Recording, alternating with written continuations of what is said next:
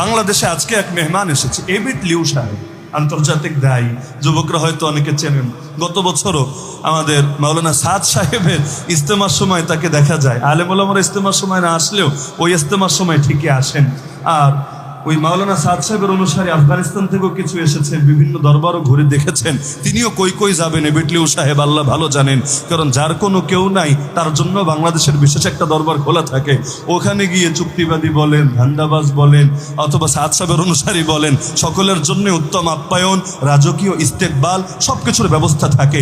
এমনকি লাইভে প্রচারিত হয় তালেবান নেতারা চলে এসেছে। আরে আমারে হাজার হাজার মানুষ মেনশন দিয়ে শেষ করে ফেলেছে, হুজুর দেখেন তালেবানের নেতারা বাংলাদেশে এসেছে। আমি বলি আরে বলোটা কি, তাও আবার দেখাও করতে গিয়েছে। তারা কয়দিন আগে টিটকারি মারলো, তোমরা কি দেশটাকে আফগানিস্তান বানাতে চাও? এখন যদি আফগানিস্তানের নেতারা তাদের দরবারই চলে যায় তাহলে বিষয়টা কেমন হয়ে গেল না? তারাই কি তাহলে এখন তলে তলে দেশটারে আফগানিস্তান বানানোর মিশনে নেমেছে? পরে দেখি কি, আর এগুলি কোনো তালেবান নেতাও না, এরা হলো গিয়ে সাদ সাহেবের অনুসারী এসেছে। এখন কোনো মাদ্রাসায় গিয়ে তো আর ঠাই পাচ্ছে না। এখন হাটহাজারিতেও তাদের নেবে না, পটিয়াও না, মেঘলেও না, বাবুনগরেও না, নাজিরহাটও না, আমাদের সিলেটের বড় বড় এদারায়ও না, আপনাদের এই শায়েস্তাগঞ্জের কোনো মাদ্রাসায়ও না। তো যার কোনো কুল নাই তার আবার একটা কুল আছে, ওখানে গিয়েছে, ভালো কথা, যেতেই পারে। মেহমান কাফের হলেও কদর করা দরকার, কিন্তু রাজকীয় সংবর্ধনা, লাইভ মেহমানদারি, মাশাআল্লাহ। যারা নাকি পার্লামেন্টেরও সদস্য, পরে শুনলাম পার্লামেন্টের সদস্য সত্য, তবে তালেবানের পার্লামেন্টের না, ওই আগের যে বাটপাটটা ছিল আশরাফ ঘানি, ওই আশরাফ ঘানির পার্লামেন্টের সদস্য, তারাই হয়ে গেছে নেতা। তো এবিট লিউ সাহেব বেচারা দিনের বড় দায়ী, বড় দায়ী মানে সারা দুনিয়া তারা দায়ী হিসাবে চেনে। তবে দাওয়াতের তরিকাটা বড় সুন্দর, পতিতালয়ে যায়, আরো যত যত খারাপ জায়গা আছে, মদের বার বলেন, যা বলেন, সব জায়গায় যায়, গিয়ে মেয়েদেরকে দাওয়াত দেয়। তো দিতেও পারে, তার মনটা হয়তো ফ্রেশ, আর তার ভেতরে কোনো এসকো নাই, যন্ত্রপাতিতেও কোনো ধরনের চেতনা জাগার কোনো কারণ নাই। এখন যাবে, বোরকা পরা হোক আর একেবারে ল্যাংটা হোক, সামান্য কাপড় চোপড় আছে, অর্ধনগ্ন, সব দেখা যাচ্ছে, তারা গিয়ে দাওয়াত দেবে। তবে এগুলো আবার ফেসবুকে প্রচার করে, সেলফি তুলে হাত দিয়ে জড়িয়ে ধরে, আসো বোনেরা, আমরা সারা দুনিয়াকে জানাই যে আমরা দাওয়াতের মেহনত করছি, আমাদের মনটা ফ্রেশ। তোমরা যদি নামাজি হও, আরে দুনিয়ার চিত্র পাল্টে যাবে। তোমরা যদি রোজাদার হও, ইসলামের খেদমত হয়ে উল্টে যাবে। সারা দুনিয়া বলে মাশাআল্লাহ, মারহাবা। এই খ্যাত মোল্লাদের নিয়ে আর পারা গেল না, এগুলো ব্যাকডেটেড। এরা তো পর্দানশীল নারী দেখলেও কেমন জানি নাক ছিটকায়। আর এই মানুষগুলো না খাঁটি, এদের মনটাও খাঁটি। এরা পতিতালয়ে গিয়েও দাওয়াত দেয়, লাইভ করে, হ্যান্ডশেক করে, মুয়ানা কাটাও করে। ওই সময় অনুভূতি যে কি হয় আল্লাহ ভালো জানে, আমার এটি জানাটানা নাই, যে করে সেই ভালো বলতে পারবে। এখন একজন নারী, অর্ধনগ্ন নারী, বুকে জড়িয়ে মুয়ানাকা যখন করে, তাও লাইভে, ভেতরে যে কি অবস্থা হয় আল্লাহ ভালো জানে। মন্তব্য করা মুশকিল। আহমদ শফি সাহেব হুজুর এক মন্তব্য করে কি গালিটা নাস্তিকরা তারে দিয়েছিল, কিন্তু বাস্তবতা তো এমনই নাকি ভিন্ন কিছু? বাস্তবতা যার ভিন্ন তার তো হারবালের ট্রিটমেন্ট নেওয়া দরকার, না হলে এটা তো স্বাভাবিক ব্যাপার, মানুষের হবেই। তো এই হলো দুনিয়ার দাওয়াতের অবস্থা। এখন এগুলোই আবার হয়ে গেছে মডেল।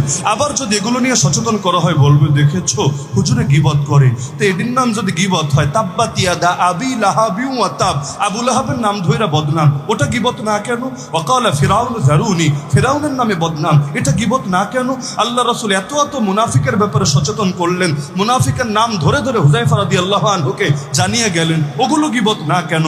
আরে ভণ্ডামির মুখোশ উন্মোচনের নাম যদি হয় গীবত, প্রতিটা মুসলমান গীবতকারী গালি খেতে রাজি আছে, তবুও নাহি আনিল মুনকারের আমল ছাড়তে আর ভণ্ডদের ভণ্ডামির মুখোশ উন্মোচনের ব্যাপারে নীরবতা বজায় রাখতে রাজি না।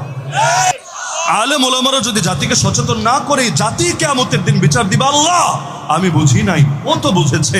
প্রতি বছর আমার মাহফিলে এসেছে, যাওয়ার সময় পকেট ভরে ভরে বান্ডেল নিয়ে গেছে, কিন্তু একটা বার তো বললো না এটা হক, এটা বাতিল, এটা সুন্নাত, এটা বেদাত, এটা তাওহীদ, এটা শিরিক, এটা খাঁটি ইসলাম, আর এটা ইসলামের নামে ভণ্ডামি। যদি বলতো আল্লাহ, আমি বেঁচে যেতাম। মা জাআনা মিন বাশীর ওয়ালা নাদির, কিন্তু আমার কাছে কোনো সুসংবাদদাতা আসে নাই, কোনো সতর্ককারী আসে নাই। সুতরাং দোষ আমার না, দোষ হলো তাদের। তখন কি পরিণতি হবে রে ভাই? মুখ খুললে বান্দা বেজার, আল্লাহ খুশি। মুখ বন্ধ রাখলে আল্লাহ বেজার, বান্দা খুশি। বান্দার খুশি দিয়ে হবেটা কি? খুশি করতে হবে কাকে? মান সুইলা আন ইলমিন আলিমাহু সুম্মা কাতামাহু উলজিমা ইয়াউমাল কিয়ামাতি বিলিজামিন মিন নার। কাউকে যদি কোনো ইলম সম্পর্কে জিজ্ঞেস করা হয় আর জানার পর মুখ বন্ধ রাখে, কিয়ামতের দিন তাকে আগুনের লাগাম পরিয়ে দেওয়া হবে। এমনকি রাসূল বলেন, উম্মতের মধ্যে যখন বেদাত প্রকাশ পাবে আর আমার সাহাবীদেরকে গালি দেওয়া হবে, ইযা যাহারাত ফি উম্মতি আল বিদআ ওয়া শুতিমা আসহাবি, তখন আর মুখ বন্ধ রাখার সুযোগ নাই। ফালিউযহিরিল লিইউবদিল আলিমু ইলমাহু, তখন আলেম যেন তার ইলম প্রকাশ করে দেয়। ফামান লাম ইয়াফআল, যে করবে না, ফাআলাইহি লানাতুল্লাহ ওয়াল মালাইকাতু ওয়ান নাস আজমাইন, ওর উপর আল্লাহ লানত পড়বে, ফেরেশতাদের লানত পড়বে, পৃথিবীর সব মানুষের লানত পড়বে। তো লানত খেতে রাজি আছেন নাকি? এমনকি আমাদের ইমামরা লিখে গিয়েছেন, কোন সমাজে যদি সুদ ছড়িয়ে যায়, সুদ, আর ওই সমাজের মধ্যে হুজুররা বসে বসে খালি বিয়ে তালাকের ফতোয়াই দেয়, অথচ ওই সমাজে তালাক কেউ দেয়ই না, তালাক নিয়ে কোনো ঝামেলা হয় না, ঝামেলা হচ্ছে সুদ নিয়ে, কিন্তু সব আলোচনা সীমাবদ্ধ আছে তালাক নিয়ে। তারা লিখে গেছেন স্পষ্টভাবে, এই আলেমরা জাতির সঙ্গে খেয়ানত করলো, ইলমের সঙ্গেও খেয়ানত করলো, তাদেরকে গাফলতির কারণে জবাব দিতে হবে আল্লাহর কাছে। কারণ আলেম হওয়ার অন্যতম মাকসাদ কোরআন বলছে, ওয়ালিয়ুনদিরু কওমাহুম ইযা রাজাউ ইলাইহিম, জাতির কাছে গিয়ে জাতিকে জাগাতে হবে, সচেতনা সতর্ক করতে হবে। সবাই মাদ্রাসায় আসতে পারবে না, যে মানুষগুলো মাদ্রাসায় এসেছে তারাও যদি জাতিকে গিয়ে না জানায়, জাতি জানবে কিভাবে? তো হক জিন্দা হবে হক তরিকায় না বাতিল তরিকায়? তো পতিতালয়ে গিয়ে দাওয়াত দিলে ফায়দা নেই এমন না, বিষয়টা আছে, কিন্তু এতে দিন জিন্দা হবে না, উল্টো মানুষের মধ্যে বেপরদাগি আর অশ্লীলতাই ছড়িয়ে যাবে। আমি যদি টেলিভিশনে গিয়ে প্রোগ্রাম করি, ফায়দা নাই তা না, ফায়দা আছে। আপনারা আমার বয়ান শুনবেন, অবশ্যই লাভ আছে, কিন্তু আমার প্রোগ্রামটা দেখার জন্য ইসলামী চ্যানেল যদি না হয়, আগেও যে গান দেখবে, পরেও যে সিনেমা দেখবে, কারণ অত ঘড়ি ধরে ধরে তো টিভি দেখা যায় না, একটু আগে গিয়ে বসা লাগে, পরেও টুকটাক দেখা হয়, আর মাঝখানের বিজ্ঞাপনগুলো তো ফ্রি আছেই। এই যে হালতগুলো হবে, এটার দায় কিয়ামতের দিন কে নিবে? সুতরাং নিজেকেও বাঁচাতে হবে আগুন থেকে, জাতিকেও বাঁচাতে হবে আগুন থেকে। হক জিন্দা করতে হবে হক তরিকায়। ইসলাম জিন্দা করার জন্য আমাদের বেদাত লাগবে না, শিরিক লাগবে না, কুফুর লাগবে না, ইউরোপ আমেরিকার আদর্শ লাগবে না, তন্ত্রমন্ত্র লাগবে না, বাদ মতবাদ লাগবে না। আমাদের জন্য আমাদের রাসূলের আদর্শই যথেষ্ট। আবু বকর, ওমর, ওসমান, আলী, হাসান, হুসাইন রাদিয়াল্লাহু আনহুম আজমাইন থেকে শুরু করে রাসূলের সাহাবা, তাবেঈদের আদর্শই যথেষ্ট। লা ইয়াসলুহু আখিরু হাযিহিল উম্মাহ ইল্লা বিমা সালাহা বিহি আউয়ালুহা। যেই তরিকায় চলে তারা সফলতা পেয়েছেন, একই তরিকায় চলে আমরাও সফলতা পাবো ইনশাআল্লাহ। রাজি আছেন তো ইনশাআল্লাহ? না হলে দেখেন না, আজিব আজিব তরিকায় মেহনত দুনিয়াতে বহুত হয়, ফল আসে না, ফল আসে। কিন্তু রাসূলের তরিকায় যারাই মেহনত করে, অল্প সময় বৃহৎ ফল পাওয়া যায়। আল্লাহ নবীর দিন কায়েম করতে কয়দিন লেগেছে? কয়দিন। প্রকাশ্য দাওয়াত শুরু করেছেন নবুয়ত পাওয়ার কয়দিন পর? ওই দাওয়াত প্রকাশ্য শুরু করার পর কয় বছর লেগেছে? ওই প্রকাশ্য দাওয়াত থেকে ধরলে এক যুগও লাগে নাই। আলহামদুলিল্লাহ, জমিনের মধ্যে ইসলাম জিন্দা হয়ে গেছে। আর আমরা এই অঞ্চলে 1757 থেকে আমাদের গলায় গোলামের জিঞ্জির পরানো হয়েছে। মুখস্থ ডায়লগ মাইরেন না, হুজুর 100 বছর ধরে খেলাফত নাই। আরে দুনিয়াতে না থাকতে পারে 100 বছর ধরে, আমাদের ইসলামী শাসন নাই 250 বছরের বেশি সময় ধরে। ওই 1757-তে নবাব সিরাজউদ্দৌলার যে পতন হলো, যদিও নবাব সিরাজউদ্দৌলা শিয়া ছিল না, সুন্নি ছিল না, কেন ইখতিলাফ যা থাক, তাও তো নামকস্তে হলেও তো টুকটাক ছিল। কিন্তু 1757-র পরে 2024 পর্যন্ত একদিনের জন্য ইসলাম কায়েম হয়েছে কিনা আমারে পারলে দেখে। ব্রিটিশের শাসন, পাকিস্তানি শাসন, বাংলাদেশের কত দলের শাসন, সামরিক শাসন, গণতান্ত্রিক শাসন, বহুত কিছুই তো দেখেছেন জীবনে। কিন্তু এই 250 বছরের অধিক সময় একদিনের জন্য ইসলাম কায়েম হয়েছে কিনা এই মাটিতে দেখান। আমাদের গলায়ও গোলামির জিঞ্জির, আমাদের বাপদের গলায়ও গোলামির জিঞ্জির, আমাদের দাদাদের গলায়ও গোলামির জিঞ্জির, পরদাদার গলায়ও গোলামির জিঞ্জির। আমাদের ইমামরা লিখেছেন, ইবনে খালদুনের মুকদ্দিমায় পাবেন 100 বছরে 3 প্রজন্ম অতিবাহিত হয়। তাহলে 250 বছরে কত প্রজন্ম অতিবাহিত হয়েছে? এত কাল ধরে ইসলামের স্বাদ আমাদেরকে পেতে দেওয়া হয় না। তো সারা জীবন এমনি চলবে নাকি জাগতে হবে? এই দীর্ঘকালে কেউ মেহনত করে নাই, করেছে। এই মেহনতকে ঐক্যবদ্ধ হয়ে করতে হবে, হককে হক তরিকায় জিন্দা করতে হবে। না হলে এখন যেমন এই গুটি কয়েক নাস্তিকের হাতে নাকানে চুবানি খান।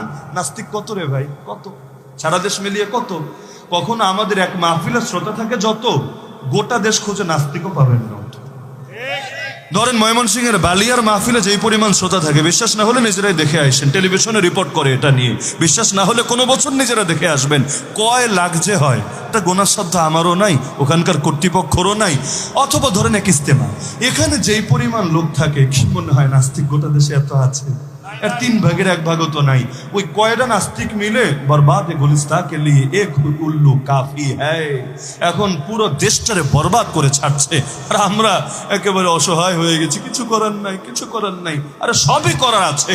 এখন শারীরিক অসুস্থতা হলে ওষুধ খেলে যায়, কিন্তু মানসিকভাবে যদি অসুস্থ হয় পরে ট্যাবলেট খাওয়ান আর হালুয়া খাওয়ান, লাভ নাই, ওর সারবে না, কারণ ও ভেতরে ভেতরেই পচে গেছে। আগে মনোবল জাগাতে হবে, তারপর না শরীরের চিকিৎসা হবে। আমাদের কিছু করার আছে নাকি নাই? আছে নাকি নাই? 13-14 কোটি মুসলমানের বহুত কিছু করার আছে। নাস্তিকরা যদি ডায়লগ মারতে পারে, এই দেশ হবে নাস্তিক্যবাদী দেশ, এই দেশ হবে সেকুলার দেশ, এই দেশ হবে লিবারেল দেশ, এই দেশ হবে মডারেট দেশ, এই দেশ হবে মডার্নিস্ট দেশ, এই দেশ হবে হিন্দুত্ববাদী দেশ, আমরা ওদের চাইতে জোরাত দিয়ে বলতে পারবো ইনশাআল্লাহ সুম্মা ইনশাআল্লাহ আগামীর বাংলাদেশ হবে ইসলামের দেশ। কেউ ঠেকাতে পারবে না, কেউ না। ফয়সালা আল্লাহ চূড়ান্ত রেখেছেন, আল্লাহ নবী জানিয়ে দিয়েছেন। আমাদের কাজ খালি চেষ্টা করা। বিজয় দেবেন কে? বিজয় দেবেন কে? যতই আমরা জেলে যাই, যতই আমরা মরি, যতই আমরা বিপদে পড়ি, আল্লাহর আয়াতটা আবারও স্মরণ করাচ্ছি, ওয়ালা তাহিনু, মনোবল হারাস না। একজন গিয়েছে, আল্লাহ 10 জন তৈরি করবে।